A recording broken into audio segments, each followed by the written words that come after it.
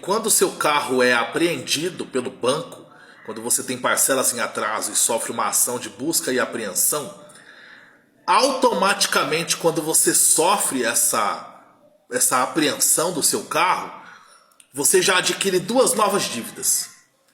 Primeiro, você já está devendo para o banco. Essa é uma dívida. Segundo, você começa a dever o processo. As custas do processo, que geralmente giram em torno de 5 a 10% do valor do veículo, ou do valor da apreensão ali que o banco colocou, que é o valor da dívida. Terceira pessoa, você começa a dever para os advogados do banco, que é o que é chamado de honorários de sucumbência. Então, o banco abriu um processo de busca e apreensão contra você e apreendeu o seu carro, automaticamente você já tem 3 dívidas. Você não tem uma só. Você vai ter que resolver com o banco.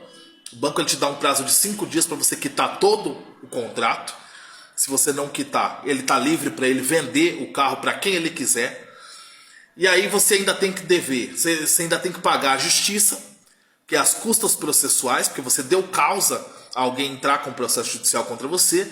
E você tem que pagar os honorários do advogado do banco, que é o honorário de sucumbência. Existe uma lei que autoriza que quem perde o processo tem que pagar uma porcentagem de honorários para o advogado da parte ganhadora.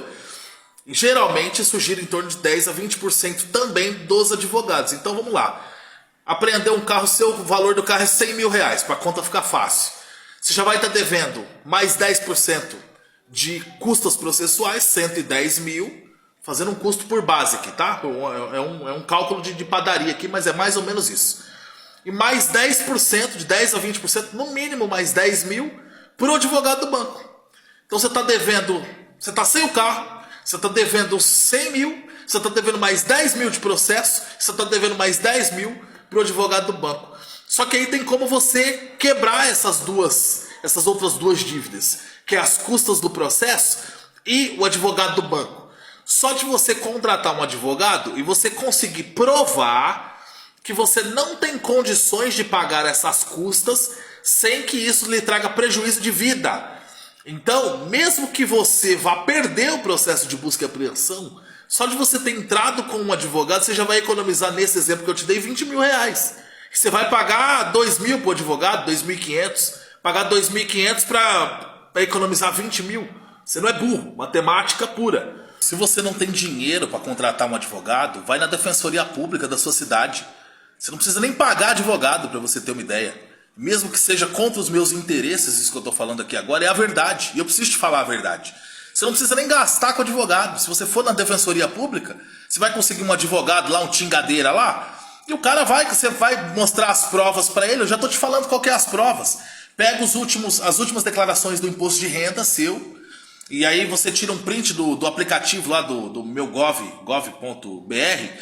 Você coloca lá na parte lá de últimas declarações. Se você não declara, vai aparecer zerado. Você tira um print dessa tela, mostra para o advogado.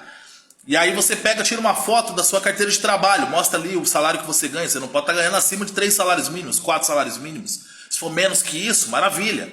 E aí você leva isso para o advogado lá, na defensoria pública que seja, se você não for pagar um advogado especialista. E aí ele vai conseguir provar que você não tem condições. Você já se livrou de 20 mil. Só nesse exemplo que eu estou dando aqui. Às vezes dá mais. Às vezes dá muito mais. Só essas custas. Você já perdeu o carro, já está lascado. Então agora se lasca um pouquinho menos. Né? É uma dica que eu dou. Faz 8 anos que eu trabalho com advocacia bancária. Né? E sinto no dever de estar colaborando com a comunidade, colaborando com você, que faz parte da lista de brasileiros que as coisas deram errado. E as coisas dão errado.